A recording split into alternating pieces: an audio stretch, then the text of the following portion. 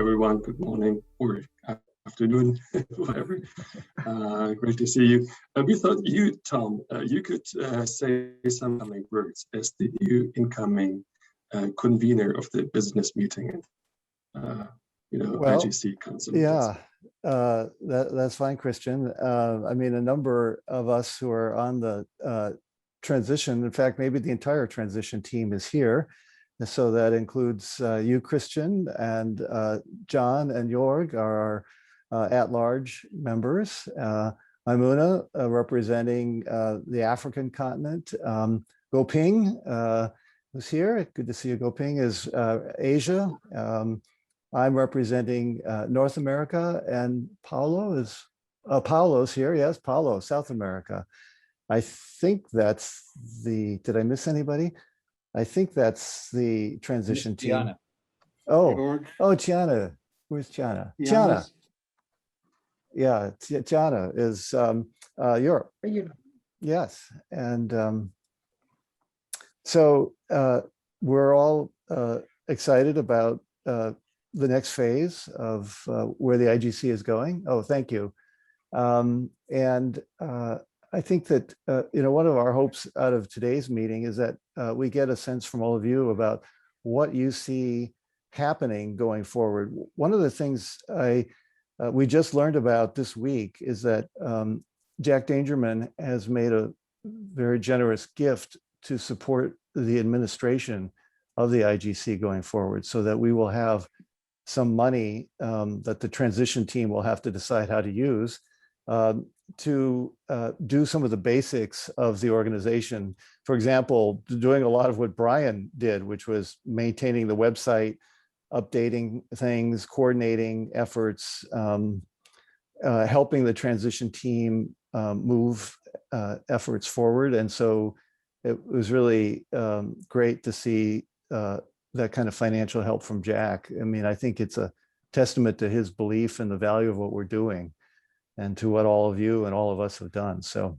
that was good news. So maybe with that, I'll turn it back to John and Christian, who you have an agenda for this morning. So why don't do you want to bring that up or talk about what's next? Sure. Thanks, Tom. John, is it okay if I share my screen here? Yes. Yeah. Yep. Let's just go one slide back.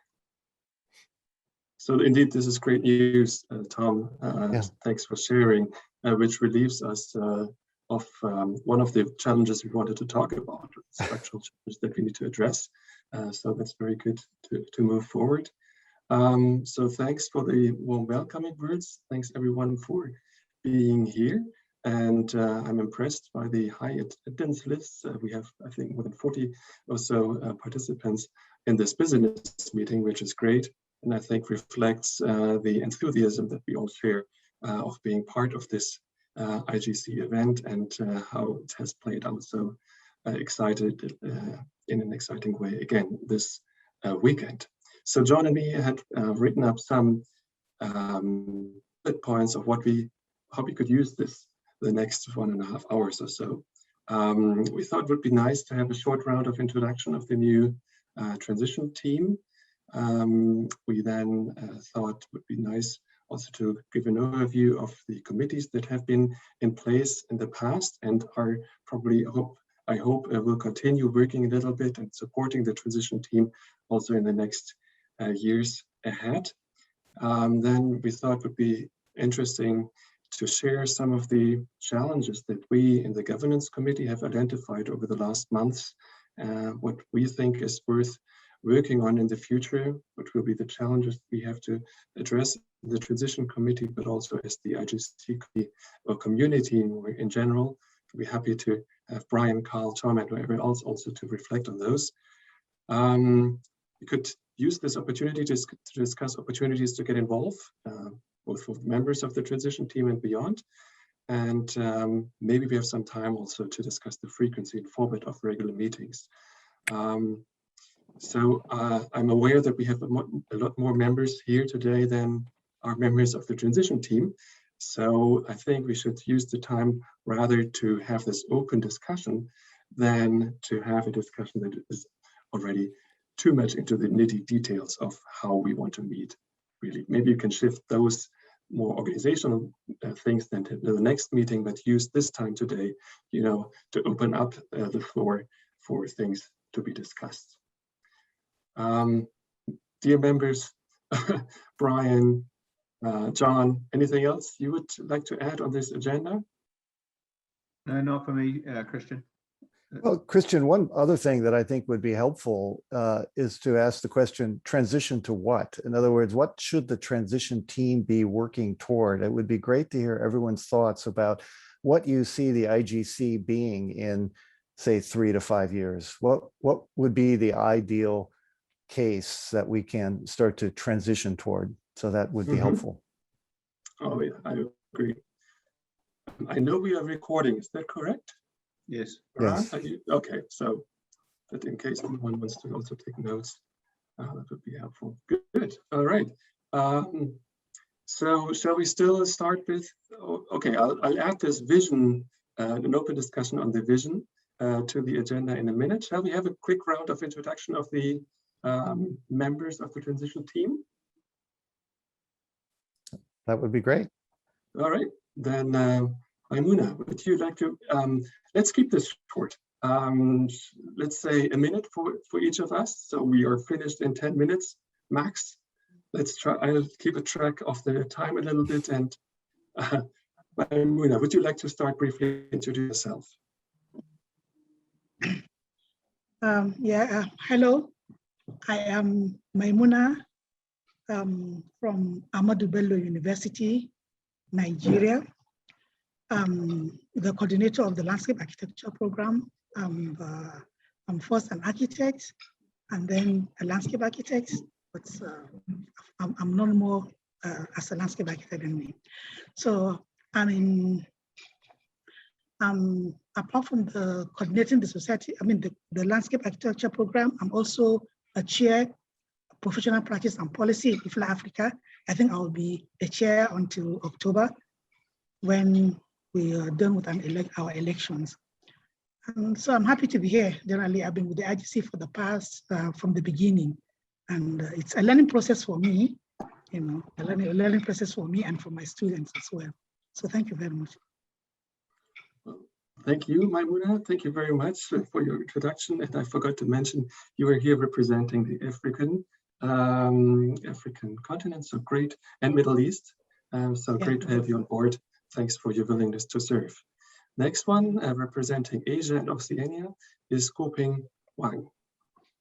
Hi, my name is Guoping Huang, and I am the director of the Spatial Analysis Lab at the University of Richmond in the US.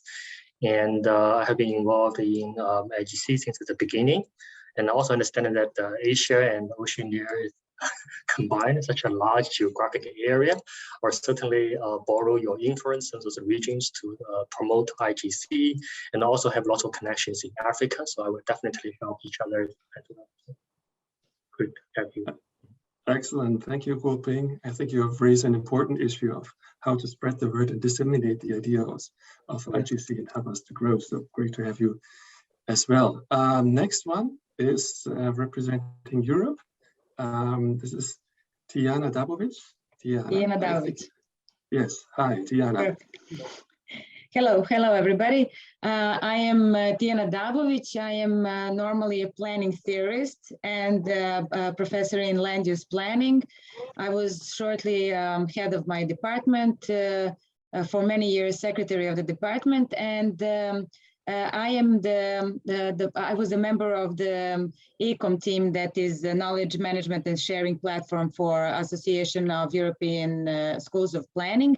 And I'm there, as you may have seen from yesterday, I'm a member of the Excellence in Education Board. So I'm involved in many processes in European Association of Schools of Planning. And I am in IGC since 1 year ago. I was really, it's the first time I'm here. I was the member of the conference committee before, very eager to see what the transition will be, and very, very eager and motivated to see how I can help in this process. So thank you. Thanks, Diana. It's great to hear your enthusiasm that we all share. Great. Okay. Next one is Tom Fisher, representing North America. Tom. Yeah, great. I think everyone knows you, but still, maybe you can share. No, that's fine. It's great to see everyone. So yes, I'm at the University of Minnesota in the U.S. and I direct what's called the Minnesota Design Center, which is a center that does a lot of urban design, regional planning related work. So we do geodesign all the time. And I've been involved in the geodesign effort really almost from the beginning. One of my hopes of our organization is that we can be more than the sum of just all our very good parts.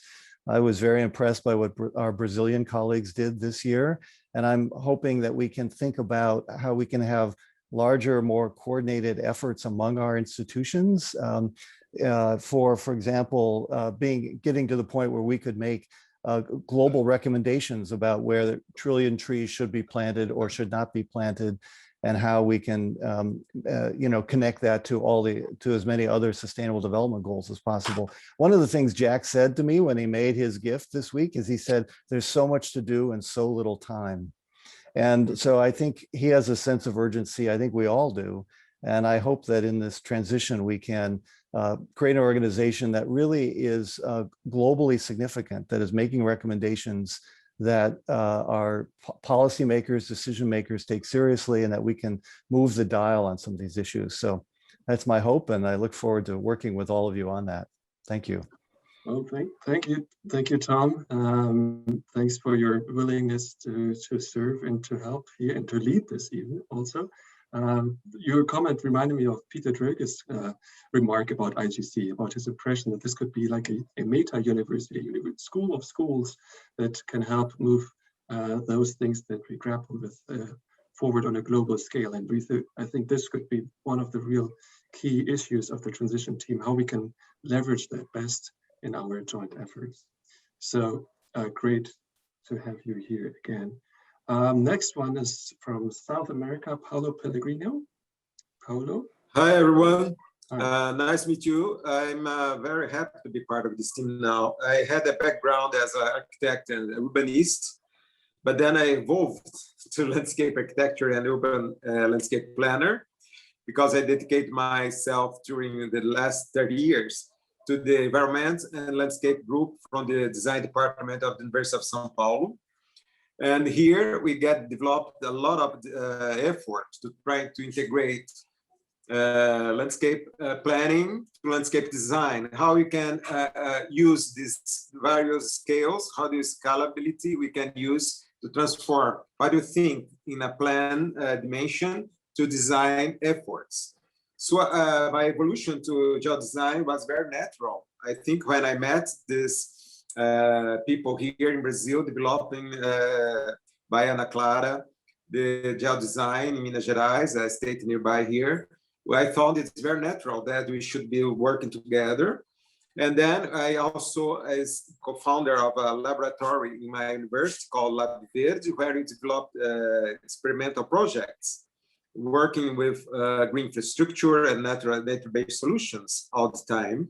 And my advising thesis and master's and PhD thesis, and also other research projects that have been involved. But one of my time is over. Sorry, I think you have more time later to talk about. Okay, thanks, Paolo. Great to have you on board, and interesting things you raised about green infrastructure and nature-based solutions. Okay, moving on, we have the members at large. Jörg Kitke from Norway. Yes, hi, my name is Jörg Kitke. I'm working at the Norwegian University of Life Sciences in the landscape program for global sustainability. Big name, a big aim.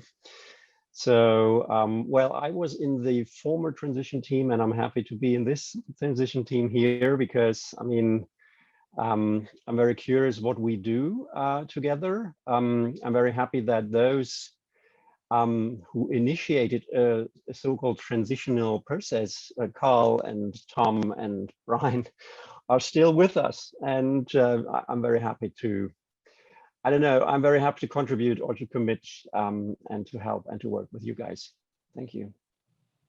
Thanks, Jörg. We are happy to have you. John Wilson. Thank you. So I'm very happy to be here too, and I was part of the last transition team.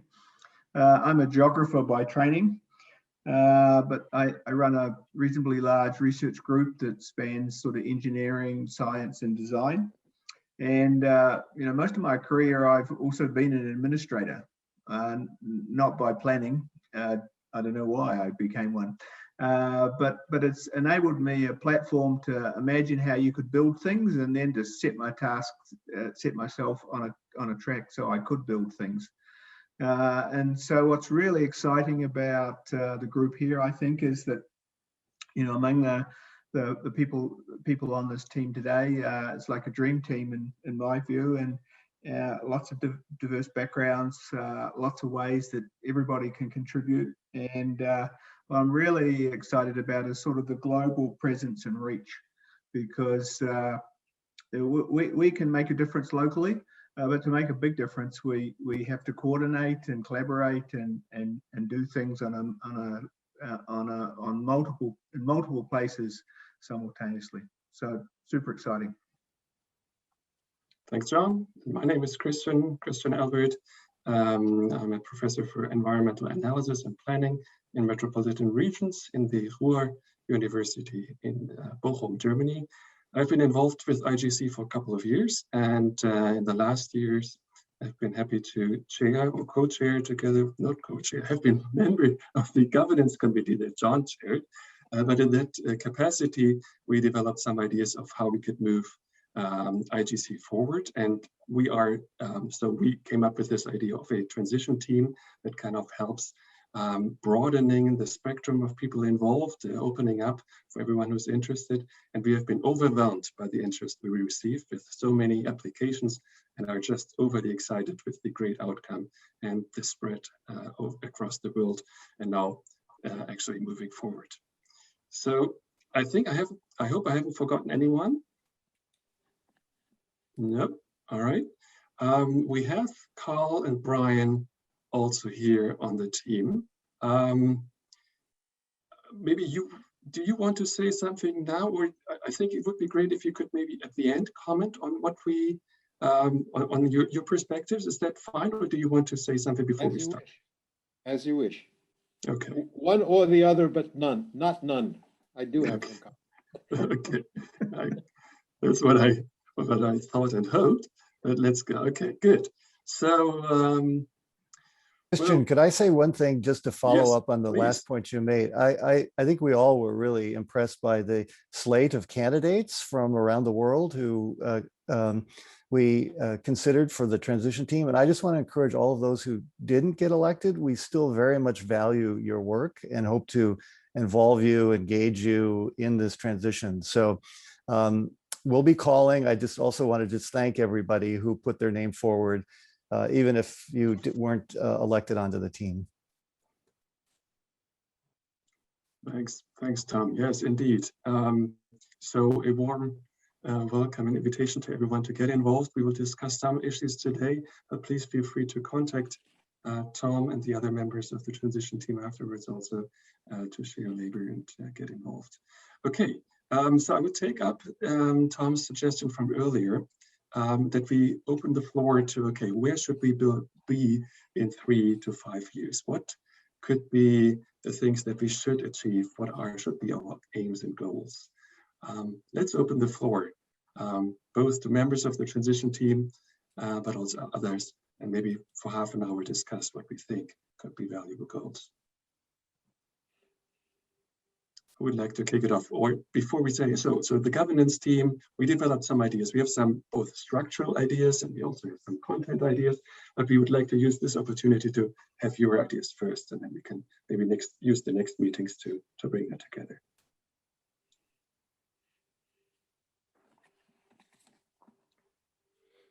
Christian, maybe I could start just to get the ball rolling. I imagine that certainly this is what I think we discussed on the governance team, that we want to have a big tent and we want to invite everybody to come in the tent and play with us, right? And you know, yesterday I think it was Tom that was speaking sort of about the value proposition, and that one of the important contributions we make is we develop talent, and then the governments and private sector and not-for-profit sectors take that talent and use it to do good in the world. And so in that spirit, I'd be really keen for us to have a very large student role within our meetings and within our work, and in which they are in some ways treated as equal partners to the faculty and so forth. And so, you know, if I just thought about it lying in bed, what would be great in 3 to 5 years? It would be that we have this big vibrant organization with lots of young people that use these meetings as a sounding board and as a platform for what they choose to do next, because you know, they can do great things in the world with a little help, encouragement, and direction.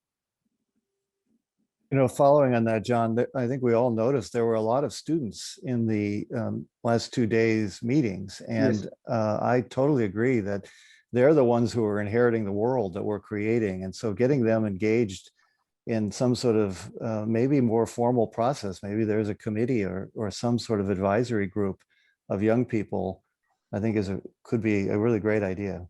Yep.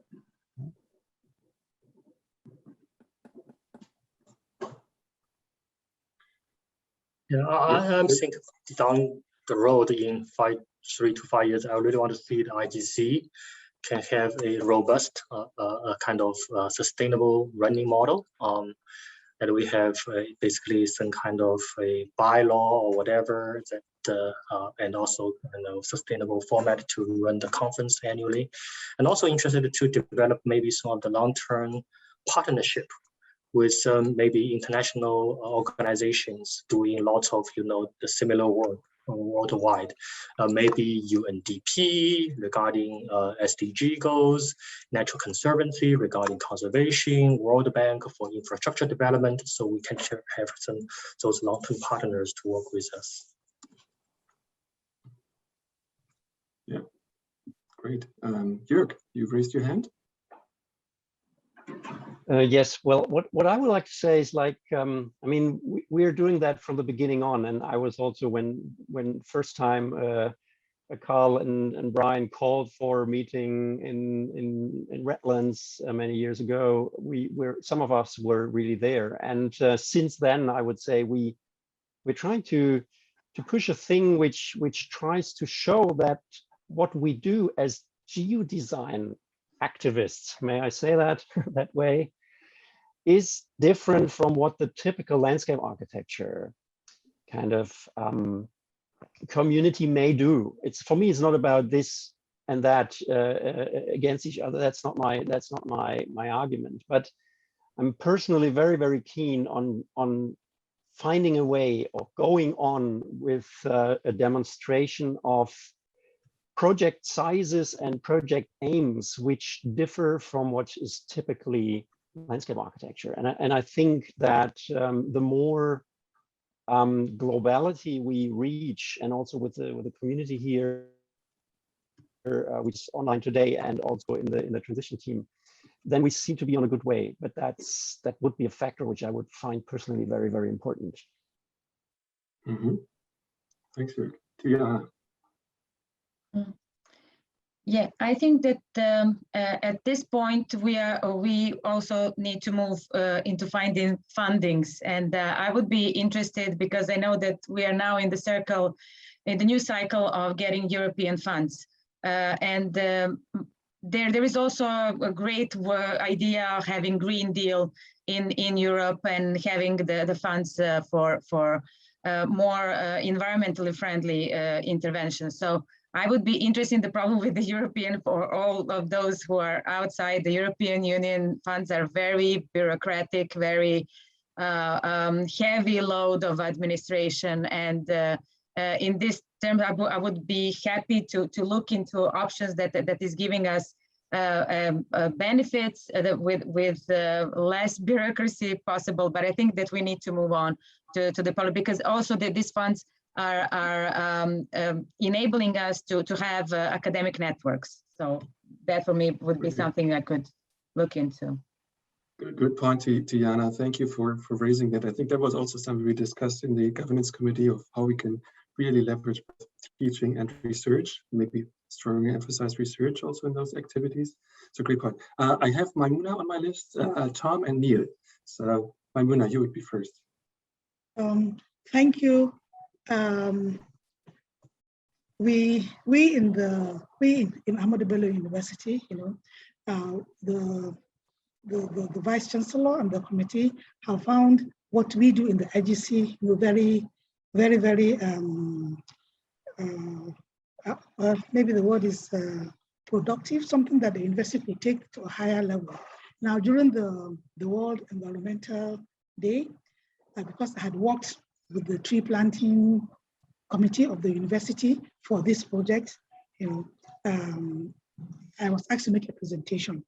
And I did point out that the university had a template that we could use as for the restoration of the ecosystem of the Savannah region. And it was part of the template that we had worked on and modified and used in the IGC. So and the Vice Chancellor really got very, very interested in that. I made a small presentation, part of our finding from this project. And I think from Monday, that's tomorrow, I'm meeting the director of the Institute for the Development and Research and Training with the university, and we want to take that further. So that's the kind of thing that I want us to, I want to see in Africa and the Middle East, where this kind of researches and projects, get to be applied on a larger scale. Of course, it is it is not the typical landscape architecture project, because it is multidisciplinary. In what I saw during during our research or study for this project, we saw that a lot of the just tree planting had impacted a lot in communities and in the restoring riparian lines and stuff like that.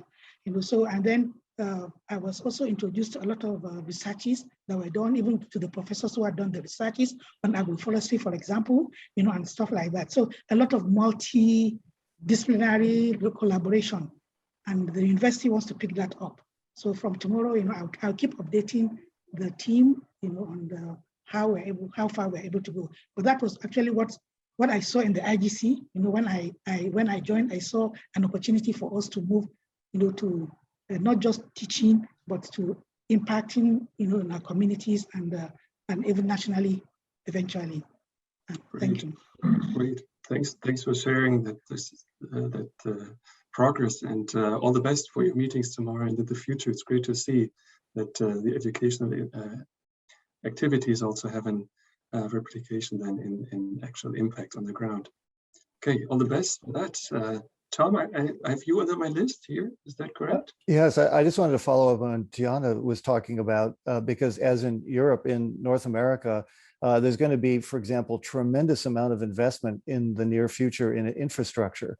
And I think a concern we would all have is that it not be old 20th century infrastructure, but that it be green infrastructure, that it be more equitable. And so I think that looking at coordinated efforts either within countries or among countries at a sort of continental scale to think about how we can affect decision-making around the investments that are going to be happening in the coming years to make sure that they are creating the world that I think we all want to see happen. And so one of the ideas here would be to iterate on what we've done this year. In other words, instead of taking on yet another project next year, is we look at what we did this year and we iterate on it. We expand it, we connect it, we broaden it, and we move it toward recommendations that decision makers can act on. So anyway, I just following what John was saying, I think there is going to be a lot of money going towards some of the things that we care about, and thinking about how we make sure it gets spent wisely is I think another long-term vision we might think about. Mm-hmm. Thanks. All right, Neil, you were next on my list. Good morning, everybody. I have a few. I'm sorry, we were on. Neil was next. Yeah. I'm sorry. Although, Neil, you wanted to say something. Okay, I was just slow getting to my unmute button. Okay. Sorry, Miran. Yeah, I wanted to make 2 points connected together. So, but it's really to do with what Tom was finishing off on there with Tiana's point about funding. I think we need to have a principle of subsidiarity, at least I'd like to see that, because it allows us to target different periods of projects. So things that are very intense and require a long period of time to develop, like, for example, an IGC equivalent to the OGC. So we have our own tools and packages and so on that extend services. So that's one side of things. And then on the other side, it's making sure that you have either regional or funding-based subgroupings that are targeting towards different kinds of actions. That could be quite good as well. So it's not only about standardizing particular sort of design problems, but also you could have different types of actions. So maybe one's more analytical, maybe one's more software development, maybe one's more to do with looking at what we've done in the last 3 years and mining that for knowledge. These kind of things that they require different arrangements and different organizational structures. So maybe just think about, I don't have a good idea how to get that, but think about how maybe that could be the end target.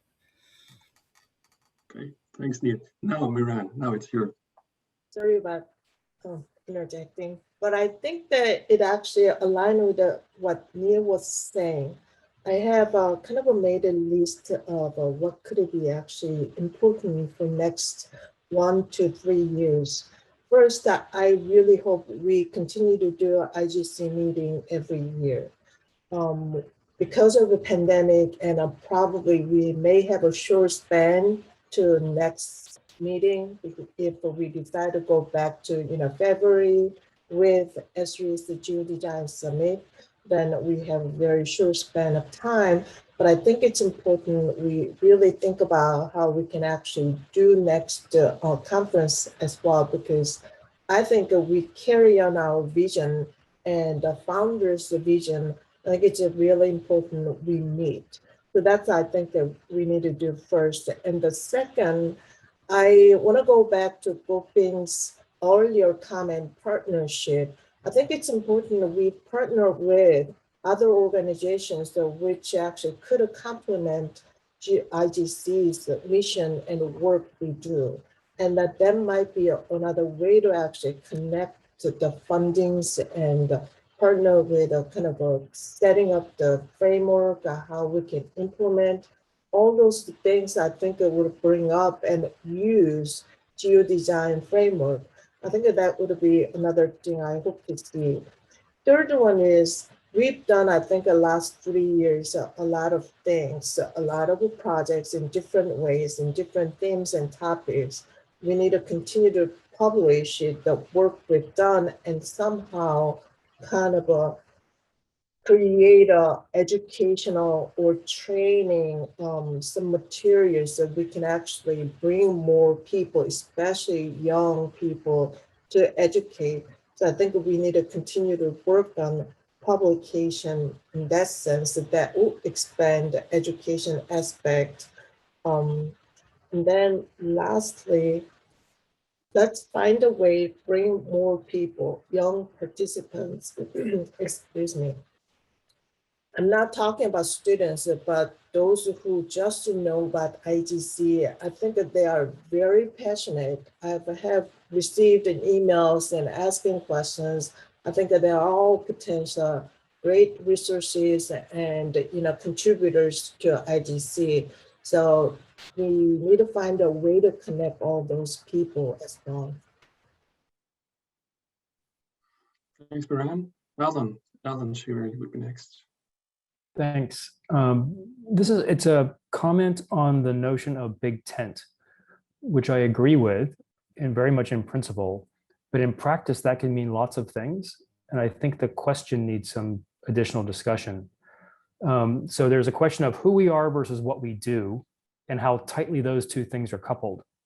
So what we do is we work on comparative studies that allow for some greater understanding of geodesign process. But if you do a quick Google Scholar search on geodesign over the last 2 or 3 years, there are many people from academia who are publishing on geodesign that are not part of us. And there can be lots of reasons, good reasons why that's true.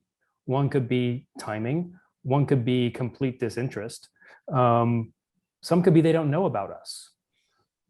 And I think we've already recognized after 2 rounds of our comparative projects that not everyone's able to do one on the time scale. Things get queued up, other priorities, all those kinds of things. That doesn't mean they've stopped doing them entirely. Also, for those of the people who have never been here or are still doing geodesign from an academic setting, do we still have things to learn from them? And we just don't know about it because they're not part of our larger collective. I don't have a solution to that. I simply know there's a lot of people doing good work out there. And in particular, there's somebody at Arizona State doing work on tribal lands and community.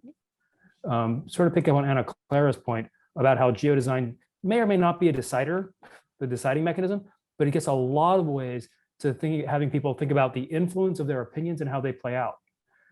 And so I think I'm in favor of the big tent. There's a sweet spot between people who are aware of us, who do what we do. I don't know where the sweet spot is. Too loose, we fall apart. Too tight, we become insular and siloed. So that's the comment. Thank you. And putting a lot of challenge to the next transition team. Okay, Paolo. It's me now, no? Yes. Now, what I want to suggest at this point is that perhaps you should be found try to arrange some umbrella projects, something that could engage people and be able to go through fundings for these projects. Because, for example, the idea, if you can get a network of people working in geodesign for example, a transcontinental project, something that could be able to reach the mind and heart of a lot of people, and trying to make this looking for younger people and students to engage in different levels for these projects. That would be amazing if you can find some general theme of a project of design of efforts to work with. It should be interesting because as Brian has started with his idea of planting trees, is something that could be able to be transformed in something like a huge project theme that could be work in this geodesign collaborative, and also be part of efforts to go behind for fundings and people and create the critical mass that be able to develop this. Something like that I should be considering at this point. Thank you. Thanks, Paolo. And Neil, you're the last one on my list. Yeah, funding is definitely going to help us draw people in who might otherwise not want to make that effort to get over to the sill to do things our way. But on that point, I was very struck by Anna Clara's presentation when she talks about all the different ways the same project was implemented, and the fact that you had people who maybe come from an economics background or a geography background or something that had their own views on this. And the reason that strikes me is that when I did my own project with Lomma, and we had the professionals there, the ecologists didn't necessarily like the way that the rules of the game, as it were. And whether we like it or not, we need to sort of find ways to work with other disciplines to bridge across to people who are trained in those disciplines, as opposed to geodesigners who are strong ecologists, or people like me who are GIS people who've made a particular interest in design.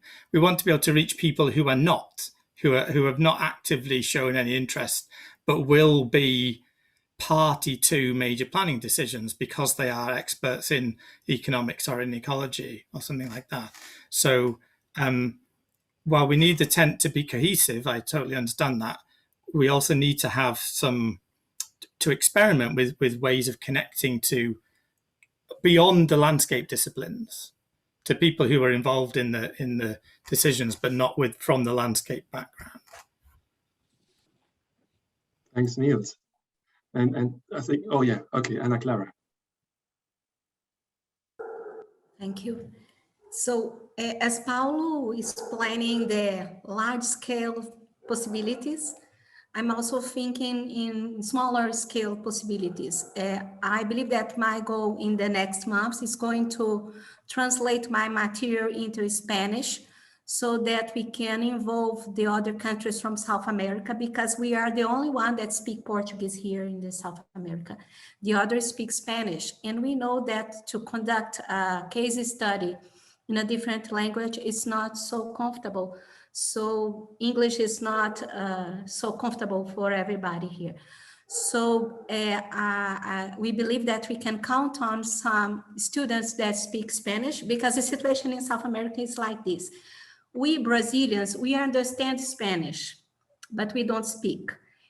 And they don't understand our Portuguese, because Portuguese is very complex.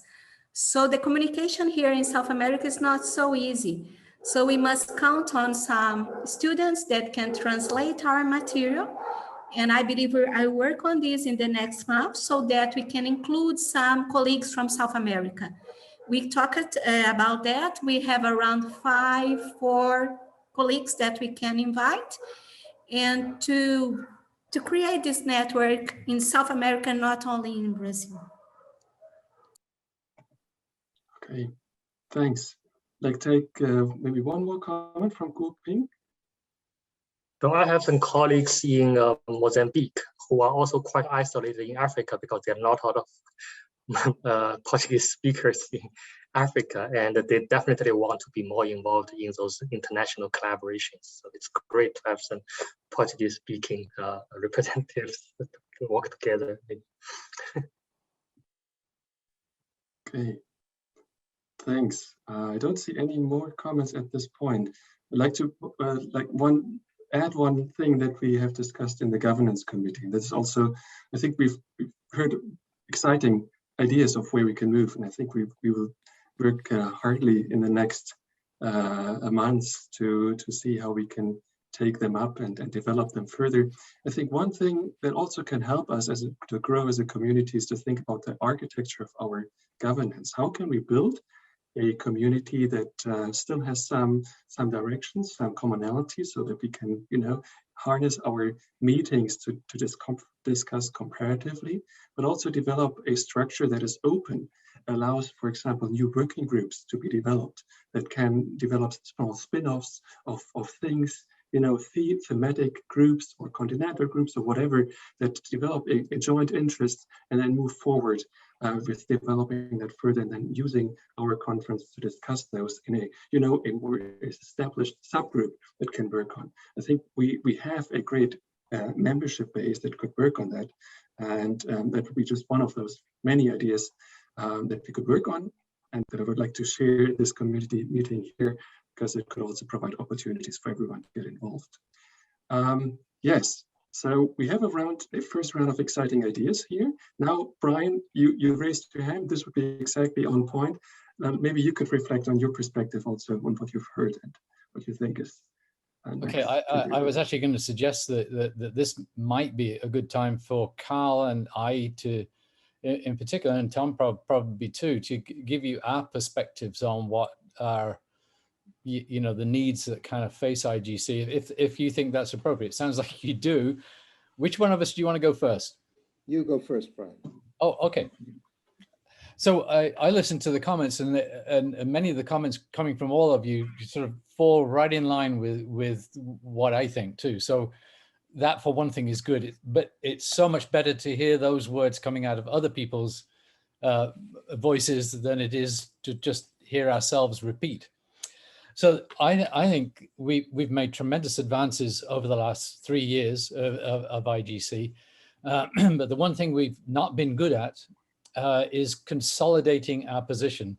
And I think we're at a point where now we actually do need to reflect on the good things and the bad things, the kinds of things we've achieved, and pull those together so that in a sense we can, and I can't remember who mentioned this point, but so we can create this manual that helps other people do IGC projects, become part of this community. So I think that's a number one priority, is to, you know, before we go on to another step, before we take on another thing, let's make sure we've taken all of the value out of the things we've done in the past. The second point is, I think we've seen two coordination efforts this year that I think are just absolutely fabulous. The Brazilian coordination and then the Slovenian vertical coordination. And I think those are two initiatives that we need to take advantage of. We need to emulate those in as many other places as we possibly can.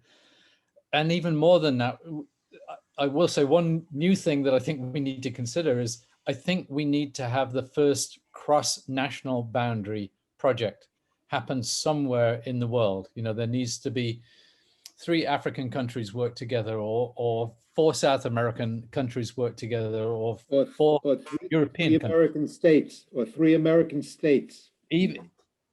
Yes, even that. That's every bit as difficult and challenging. But the coordination things are things that are really, really important, and I think they're right at the core of what our original sort of dreams for IGC were about. The third point I want to make is going back to John's point about students, and I would just, my desire would not to be having a committee of students or something like that as a separate entity. My desire, my ideal, would be to have committees working as equals amongst all areas of IGC. And I think a prime example is Landis Wenger and his work with with the conference committee, which is, was really exemplary of exactly how we need to bring on new people into the organization. We don't treat them as different. They are professionals, but at a different stage of their career. And my final point is, and this is really kind of personal in a way, is like we've got to do something to look at the wise use of our resources. We do have limited resources. It's the time that each of us is willing to put into this effort. That's our prime resource. And Tom and Carl and myself, have put a lot of resources in trying to do all facets of IGC. We develop the idea of the new projects. We promulgate those ideas. We've applied for grants. And the problem is, and this probably goes back to my first point, the reason we have not consolidated our position is that we're always so busy doing other things. And this is the point at which we've got to decide. I mean, personally, I think the best kind of role for me in this is more at the outreach and the conceptual stage of things. And I'm happy to work on grant writing, but at the moment, what you can see in my background is my entire institution. I don't have an institution that can apply for grants. I'm in a bedroom. So I'm happy to help other people, but somebody else in a more institutional setting is the person that has to lead. So I don't have the administrative resources for that. And the same sort of thing applies to maintaining the membership and the communications medium. It's a time at which we've got to decide, how best do we do those things, because they can't just be done by, a core 1 or 2 people. Thanks, Brian, for emphasizing that. And I think we are all indebted and grateful for your, Tom, and Carl's support to make this happen. We have a clap of hands a virtual clap of hands at the end again on this. So, but this exactly what you pointed out is also what the transition team is aware of, that we need to find a way to take some of the resources and add for resources and efforts to take some of the weights from especially yours and the others' shoulders, and to distribute that in ways that are efficient and manageable. Okay. Tom and Carl, who of you would to go next? I can go. That's Carl. I was struck by Peter's comment that IGC was an international meta-university as well. And I think he's right, and I think we have to behave that way. And what that means is that recognizing that we're not one profession creating geodesign, we're a multi-professional group already, about 7 or 8 major professions dealing with the world are leading projects already. We have transportation engineers, we've got planners, we've got some political science people leading schemes, we've got a lot of landscape architects, but it's not half, right? So it's, get that out of your mind. We're already a multidisciplinary leadership group even now. And I think that we're the smallest profession as landscape architects in the larger set of professions like engineers and planners and lawyers and doctors who actually run the world's professionals. So put that out of your mind. IGC is multidisciplinary and has to present itself that way. And the way we present that is actually what Jorg presented. In other words, I've given 4 international keynote lectures this year, and I'm giving one next week to the Global Earth Society.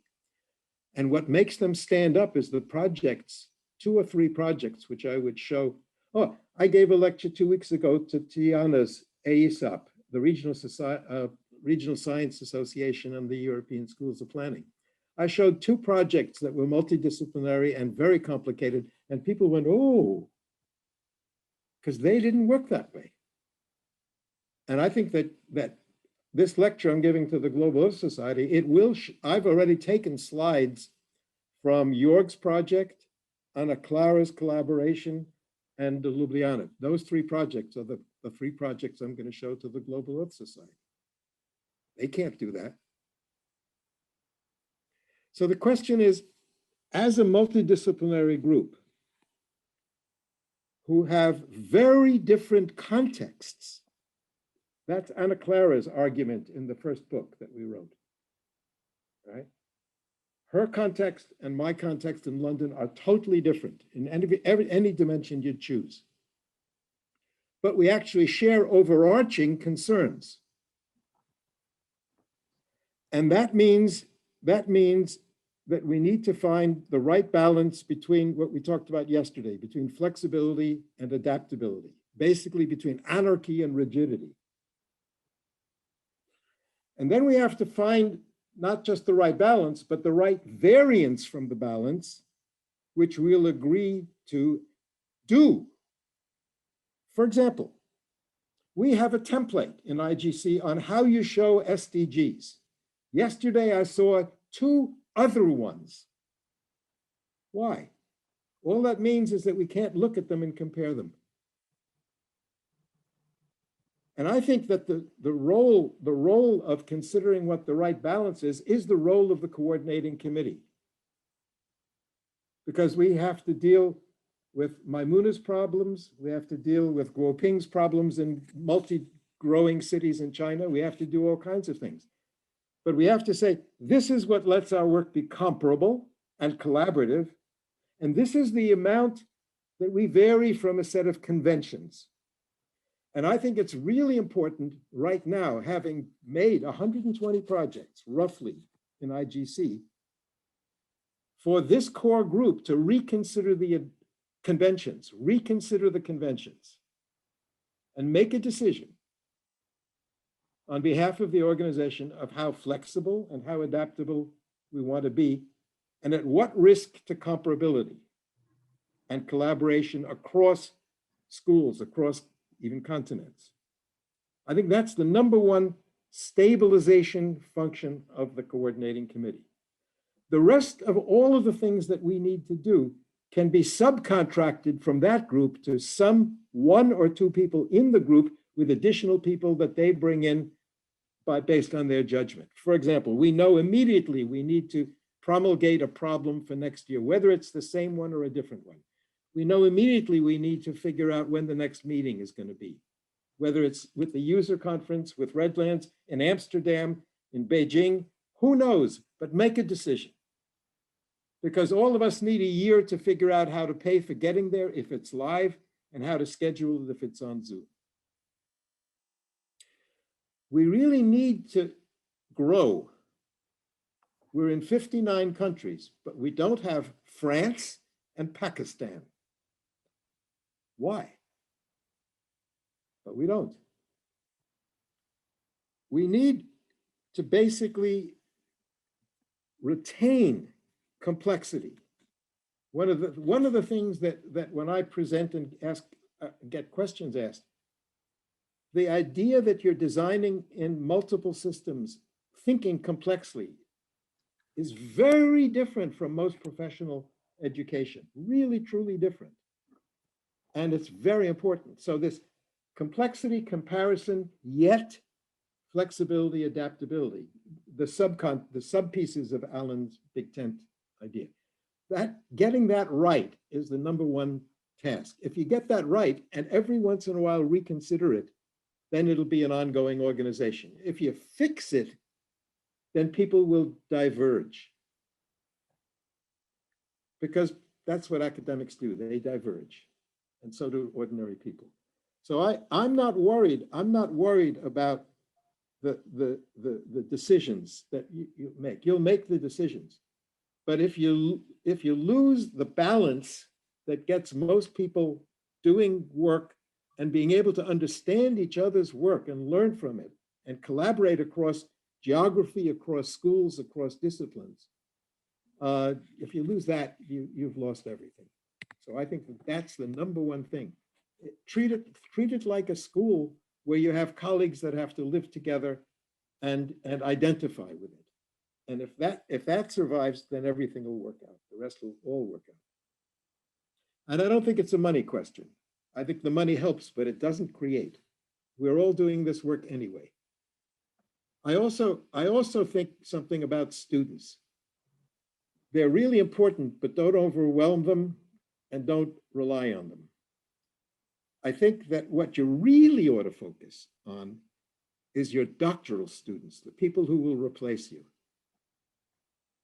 And if each of us has good master's students and good doctoral students who are confident enough in their own educational and intellectual life, those people are invaluable, absolutely invaluable. I know how I've watched how Ana Clara works with her doctoral students and me with mine. Give them responsibility, bring them into this, but don't bring undergraduates in. They'll use it for their short-term interest, but the doctoral students and the good master's students, they're committed and really, really helpful.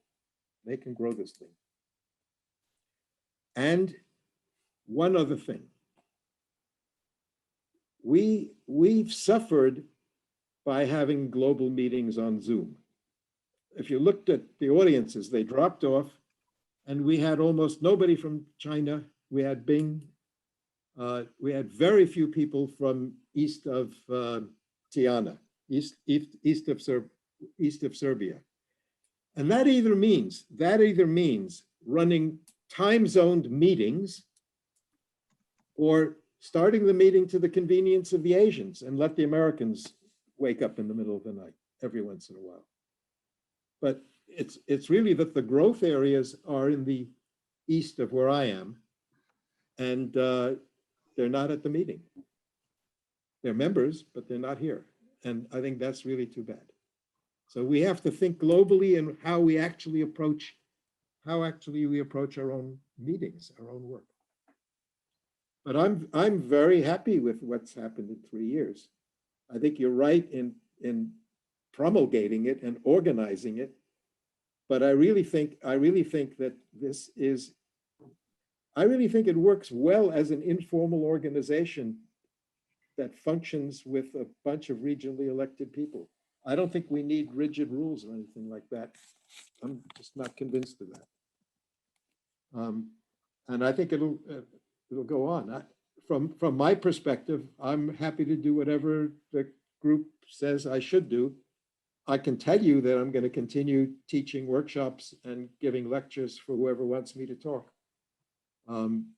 I will be running 1 or 2 projects. I'm working on one now, and I'm discussing another one for a large subsection of England working with Manchester University. And I'm happy to advise any school that wants my advice. I've done it for many schools, and I'll be as active as I can be. Thank you, Carl. Thank you for flagging the issues we definitely need to work on. Finding the balance between being rigid and being open, finding the balance of how to organize our work, how to deal with those new time of potentially hybrid or online meetings. You want to add on that? Chris, let me make one more comment. I've been asked 3 times during the last year whether a professional firm can join the IGC. And I said no. But I also then realized that we have professional firms as members of IGC. And we could make that growth and move into being a more general organization as opposed to an academically focused group. I'm not sure that that's a good idea to grow that way, because that's something that Esri does with the Geodesign Summit, where anybody can show anything and call it Geodesign. It's a very different style of project. But that question sits there. What happens if the AECOMs of the world want to join the IEC, or Zeiss, or you name it, you name the companies that are doing this kind of work, the big consulting companies that are doing this kind of work. Do you want to reach out to them, or do you want to stay an academic organization with a special ability to suck your graduate students and your students into the field and do projects that are both real and academic, which is the way most of us have run our lives? That's a non-trivial question that probably in the next year will get bigger and bigger as an issue. Thanks, Carl. I have an answer or a feeling, but we'll discuss that in the transition team, I would say. Okay, Tom. Well, just maybe to follow on the point Carl ended on, maybe another metaphor we might think about is of the IGC as a platform as opposed to a tent. There was a book a few years ago written called The Platform Revolution that basically made the argument that higher education globally is going to be challenged by platforms, because platforms work against organizations that are gatekeepers, where there's asymmetries of knowledge and a demand for that knowledge. And universities are gatekeepers with asymmetries of knowledge, right? And so, and we've all gone through this past year, an experiment on teaching and doing research on a platform, like what we're doing right now. And one of the ideas about a platform that I think in a way that one of the great appeals to me about the IGC is that we're kind of doing a global experiment on what it means to create a platform around a set of questions and problems, not around a set of disciplines or institutions. And so this sort of follows on Peter's point, which is that we are already a kind of meta university, a meta school of, in a way, and also a kind of model for how higher education globally might proceed in this century.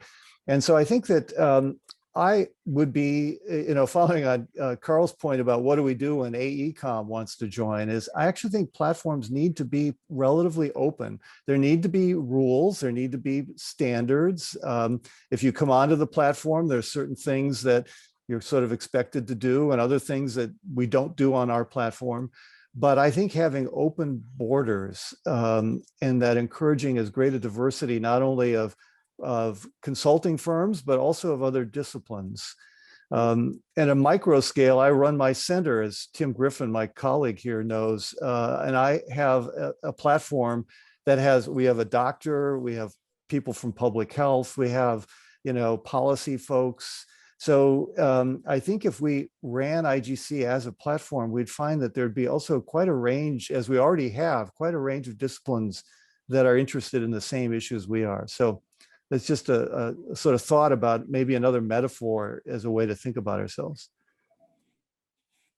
Great. Thanks. So we did our quick round of vision statements and reflections. So a note to my co-hosts and colleagues. John, what do you think? The logistics of the next meetings is something we can, we will have a doodle with the transition team to set up a next meeting and then do discuss the business things that we will have to do.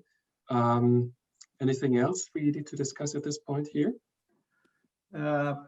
So what we did on the governance committee is that we, for about 5 or 6 months, we had monthly meetings, and then the rest of the time we had, I think, bi-monthly meetings.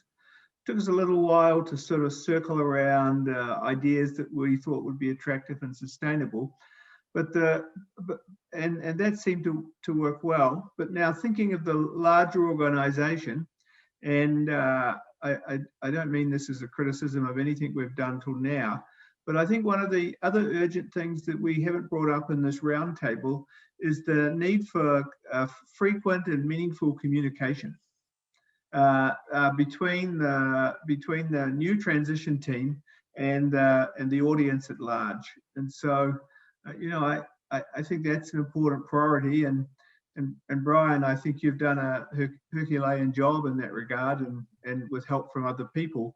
But it is a big task to stay engaged with everybody, and we need to, as a matter of urgency, think of ways to do that, and to enlist help in doing that from perhaps the audience at large.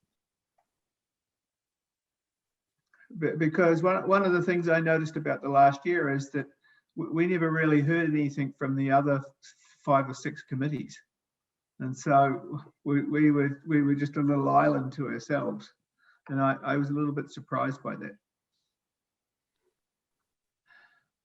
Okay. Brian has his hand up. Yes.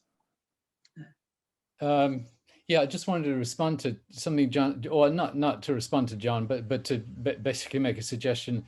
I mean, part of the reason why communications are not as good coming out is because we have been sidetracked by other things. Somebody wants to develop a proposal with us, and you shift your attention to that. But I think a lot of the things we've talked about, it's urgent that we start on them. It's like it doesn't necessarily matter how long it takes to achieve them, but we have to start. And so I would strongly suggest that you try to, at least for your initial meetings of this transition team, try to do 2 weekly rather than monthly, so that you can get some ideas down and moving. I'm fearful of the idea of monthly meetings is that, we all tend to kind of relax in between, and the business all gets done at the meeting rather than between the meetings, and I think that's something there is so much urgency. Miran pointed out that if we are going to do a meeting in February in 2022, which I think is a really valuable idea, we got to be deciding that almost immediately. Thanks, Brian. So the task is clear for one of the first meetings. Any other comments you want to share or opportunities you want to raise? Yes, Carl. I have a piece of structural advice for the group. Brian knows this and Tom knows this. When Peter Rowe was the Dean of the Graduate School of Design, I was on the executive committee. And Peter did something that surprised me, and it worked extremely well. He would say at a meeting, this is the issue that we need to decide, and we need to decide it reasonably fast. He'd describe an issue. And if somebody had an interest in that issue, you'd sort of raise your hand and make it clear that you were interested in it. And what he would do is appoint one person of this group of 9, say, all right, bring us a recommendation next time. That's all it was. So one person then would have the ability to talk to anybody including other members of this committee, not in the committee meeting, and create a subcommittee from anybody in the school to advise, but at the next meeting had to make a recommendation that that person knew would pass everybody in the meeting. In other words, we don't talk out the ideas in the meeting. We talk the ideas out to somebody who balances out various ideas, but takes it upon himself or herself to do that work in the next week, and then brings it back. And that way you can run 7 or 8 projects of ideas that have to be resolved parallel, not sequentially, by simply trusting each other to bring something back that will be successful in the group, by asking them at convenient times, but not in a meeting, because in a meeting only one person can talk at a time. But if you divide it and be trusting, 7 people can be talking at the same time. And that's a huge advantage when you've got a lot of work to do in the beginning. Okay, thanks for that advice. I think we have a full table of exciting things to work on. To everyone in the committee, we'll follow up with, Tiana, yes. Thanks. I'm going to ask something that perhaps is going to be a bit strange to offer, because I'm also involved in some group they're doing kind of reconstruction of planning theory. So every time I'm supposed to move forward, I am thinking about using Carl's framework. So perhaps just as an idea, if we are looking towards the future of IGC, could we be also using the framework in order to structure the way we move on? Maybe it's a nerdish idea, but very interesting question. Yeah. Well, sure. Why, how, and what, where, and when? Why not? Thanks for, yeah. Also, I mean, it comes back to this question of flexibility versus that do not follow the rigid structure. Now, we will discuss that. Yes, of course. Okay. Any other final remarks before I hand over to Tom? Tom, would you do the thank you also to the outgoing council? Yes, absolutely. I mean, we would be here and we wouldn't have gotten this far without not only the incredible work that Brian and Carl have done to sort of help conceive of the organization, but all of the outgoing council members, some of whom, like you, Christian and Jorg and others are continuing, and John from the previous group. But I don't know how many, for example, Mirren and your committee have just, did incredible work to get this conference, to make it happen, to organize it. And thank you for all of that. What other committee members are here that were on your committee? We have Dongying here. Yeah. I don't know, she could have the video on, and we have a Neil Olaf here. I saw earlier Landis, but I'm not sure he's still here. Stephen Irving, I don't think he's here today. And I mentioned Neil and Olaf are here. Tiana is big contributor. I like the way I think we ran the committee meeting was the first day we, like I said, from the founders, we had their vision, and that's how I presented. This is our vision of IGC, and we're gonna run until we are released, do things, and especially conference committee. And the first day we set schedule availability, and we decided to meet. Me and Brian didn't like it, but we decided to meet monthly. But we put it on our agenda almost like a half, because we work as a educator semester. So we had our schedule nailed in, and then when we had emergencies or conversation needed, then we did emails and embedded additional meetings in between. And towards kind of, coming toward this conference, we met regularly 2 weeks. And then also we had additional meetings here and there, something like that. But I think that regularity is the key. Whether it is 2 weeks, 3 weeks, 4 weeks, I don't think that's much of an issue. I think meet regularly, whether you have items or not, and then discuss and response and responsible. I think that was, key to success for the running a committee or organization. I think our committee members equally contributed to. It's not me, it's that everybody contributed to actually this conference. I think that was the key. Like Carl suggested, we didn't have enough time among ourselves, just an hour, and dedicating Tiana doing the initial scheduling and, Dong-Ying doing all the video submissions and reaching out, what are the materials or what are the considerations needed. So she has talked, think about all those. And then Landis kind of a builder strategy for social media, how we're gonna do it and what's needed and all that. So it's like we dedicated individuals with their responsibilities and they brought ideas each time. So I think that contribution was critical. I think that's a tip I learned from actually being part of this committee. Yeah. Well, great. That's very insightful. Thank you. And thanks to everybody who worked on that committee.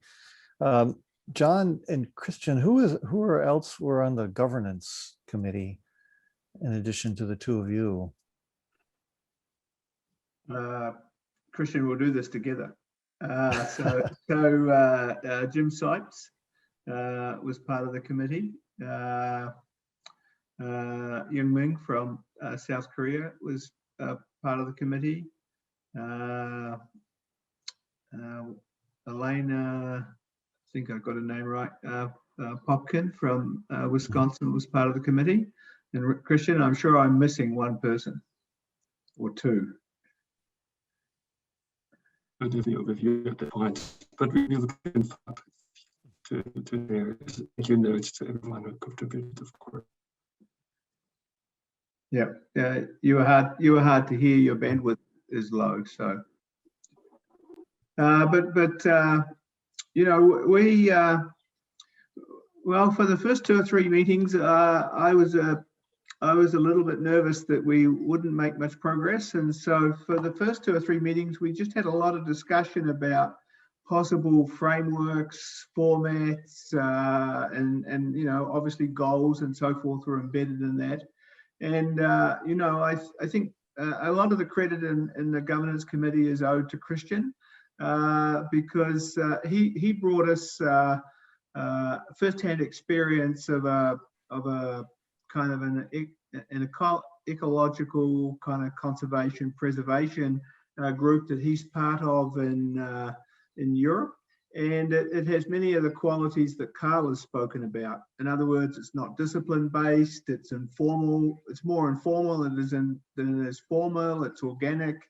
Ideas grow up from the bottom as well as maybe with some direction from the top.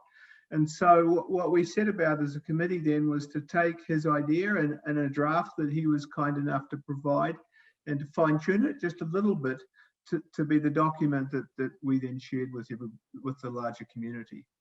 And so, I think whether it's a platform or a tent, the key thing here is to be welcoming but keep in mind that there are some overarching goals and what I've learned in everything I do is that frankly the most important communication skill is listening. It's not me or anybody else necessarily speaking, and so that most times in whatever somebody's saying you can find something of value. And so if you want a platform or a tent, then the job then is to harness that and meld it with other people's great ideas until the sum of the parts is more than the parts. right? That's, for example, how I build interdisciplinary degrees, because, you know, I have to persuade people in other schools to come and play with me on my platform or in my tent. Right. And so I just think this is the opportunity at hand for us all. Great. Well, thanks to both of you and to all the other committee members. John, was there also a education committee, or did that never happen? I know little about the other committees, Tom. I'm sorry. Okay. Yeah. What other committees? Since I wasn't really intimately involved in the previous council, I don't know what other committees were active. Who did I miss in terms of? Let me take the self shaming role. No, well, I had to run a communication committee, but we did not really operate successfully. But I think it was I don't have an excuse for that, but I think I have an explanation. I mean, we had this council that met regularly, by the way, and I think we had a lot of things that we discussed. There was not really this kind of output that I would call an output. So so I always had the feeling that this kind of communication part should have been related to something that we really kind of send out to the membership. But there were a lot of things that we discussed internally. So it never came to the point, which is, as I said before, it's not an apology, but it's maybe an explanation. That we never came to the point of re-operating as a communication team. But I have to say, when we were forming the team, and Guo Ping was part of it, by the way, I always knocked at the door of Brian Orland and said, well, look, Brian, without you, nothing will work. And fortunately, I mean, I think in communication with us and also with me and also with all the other members of the committee, we brought something out. We communicated a little bit, and that's why this conference also happened. Yeah, I would like to stop here. Well, thank you, Jorg, and for your committee members. And Maren, I see your hand up. Yeah, I want to comment on, I think that moving forward, I really hope that if you end up having multiple committees or sub-organizations, I think that you regularly meet, whether you have agenda items or not, and actually initiate some of the activities, because we may have not needed a communication at first, but toward closer to the conference, we really need help from communication and other people, so they're set up to get running. And we didn't have it, and that's why we decided, okay, we have to run communication, social media, and all others. We had to do things. So we ended up deciding a lot of things within our committee with Brian and our council. So it's not because you have an agenda or a request from others. I think you as a sub-organization do initiate what's needed for IGC mission and keep working on it, and then help others when they need it, or you ask the help from others. I think that kind of self-motivation and a proactiveness is very important, actually, especially young organization like us. That's what I will say. That's great. Carl? I think that because of this diversity of ways of working, not only do you need to decide now, in effect, what the problem is and when the meeting is, but what the product is. In other words, what is the medium of presentation? If you, for example, said, this is the layout of the poster we want in this place at this meeting, this is the level of video that we want to broadcast at that same meeting, and you express in boxes without content, but with a color code and a legend and labels, fill that in, because that's the product that we want for any IGC project that's going to be presented, period. And then how we get there is our own problem and our own way and our own models and our own students or our own people that we are consulting. But in the end, you can look at them and say, gee, you know, that one is like that one. And that's really important. I think that that's really important. And the difficulties that we get in is that we don't specify the product sufficiently early, and then we run into all kinds of weirdnesses that we can't actually understand each other's work very well. Mm-hmm. And I fear for that. I really do fear for that. Those of us who were at the very first meeting, and when you saw 50 projects in the same basic structure in the same room, everybody said, whoa, that's really interesting. Nobody had ever done that before at those geodesign meetings. And if we lose that, if we lose the comparability so that we can quickly understand each other's work, we've lost an enormous amount. And then we're basically just like everybody else doing their own work in their own way. And I think telling people what they have to produce, not in terms of the content, but in terms of the structure of the presentation, I think is really important. I really do. Right. And also the point that was brought up this morning about mining some of that information. In other words, Absolutely. Looking at what we've done over the last 3 years. When Tom and Brian and I put together the work in the book, there were, and even at the conference, there were projects we couldn't use. They were not bad projects, but they weren't comparable. They were not, we couldn't compare them across. Right. But I also think there's some broader conclusions that could be drawn from looking at multiple projects. And I think that that should be a task that the transition team takes on, is figuring out how to mine that information and draw broader conclusions. You know, I'd also like to follow up on the point I think, John, you made, which is how would the group like the transition team to communicate with you? How often, in what form, and are there particular things that we should be continually communicating? So any thoughts about that? I mean, would you, for example, like just to see minutes of the meetings, what we talked about, and we could regularly just send those out to the entire membership, for example? It's not a bad idea. That's a workable idea to keep everybody informed once every X weeks. Why not? Right.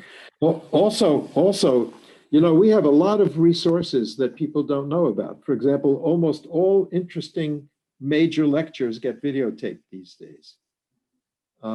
Mine are.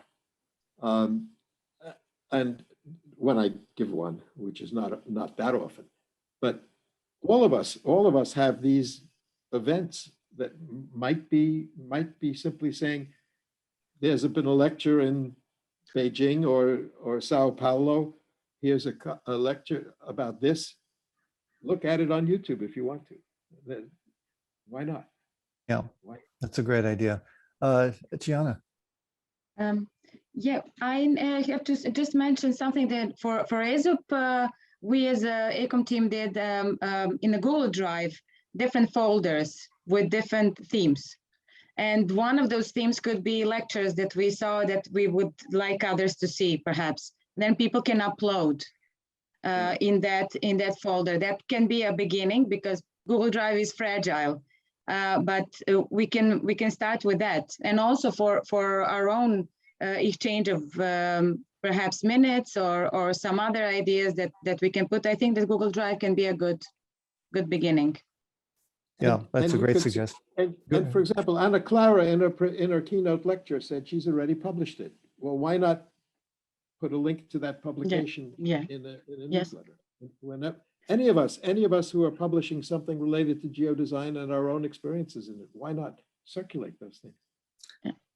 Right. This is about creating value for the IGC membership. In other words, why be a member? Well, you get access to all of this. Yeah. Sure. Brian, did you have your hand up? Go ahead. Yeah, it was just on that.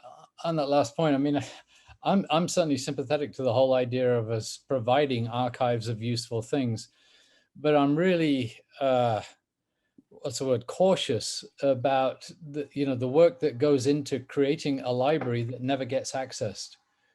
I think the first step is to really think about, there needs to be, again, some sort of meta information that goes in between stuff that we put in a repository and the user, so they know what they're looking at. I wonder how many people use all of the projects that we already have posted to the IGC website. How many people are going to access these videos that we've just posted there? I think a lot of organizations are creating just places where they put stuff, which takes a lot of effort, but it doesn't necessarily always result in useful outcomes. Right.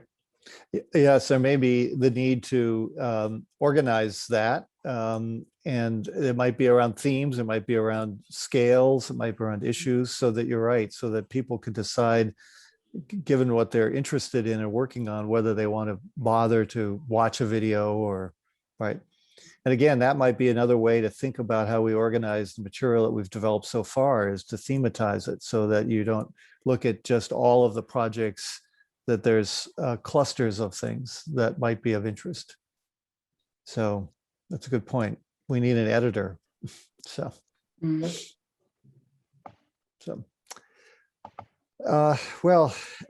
Christian had to leave. Are there any final thoughts, suggestions? I will be sending out to the transition team a doodle poll probably tomorrow to start getting these meetings going, and maybe taking the advice of Brian. Maybe we'll start every 2 weeks. We'll see if we can always cancel a meeting if there's nothing to talk about. But I think we should start with the relative frequency so that we can decide how to organize ourselves and make some of these decisions. For example, where the next meeting will be. Are we going to align it with the Geodesign Summit in February? Carl, you've brought up maybe it's connected to the user conference that happens in July. So there are a lot of options. Tom, can I make one suggestion, which is, yes, John, with the doodle poll, I think what we could think of is having the regular meetings on the cadence you're talking about, but change the times so that each person in these different time zones has, if there's 5 time zones we have to consider, every 5th meeting is in their sweet spot, and the rest of us cope, rather than perhaps thinking of you and I and putting us in the sweet spot and everybody else not. That's a great point. There's a 9-hour spread across the transition team. Yeah. So so that's a great point. Maybe every meeting moves along those 9 hours somehow. Yes. Yep. Great. Any other parting thoughts? This has been really helpful. Thank you, everybody. Really appreciate your taking the time. I think it's still everybody's Sunday. So it's really great. And I think, again, it shows the incredible commitment of the IGC members to make this successful. So we're very much, as a transition team, looking forward to continuing to make progress. And we, I think, are headed toward a very good future for this organization.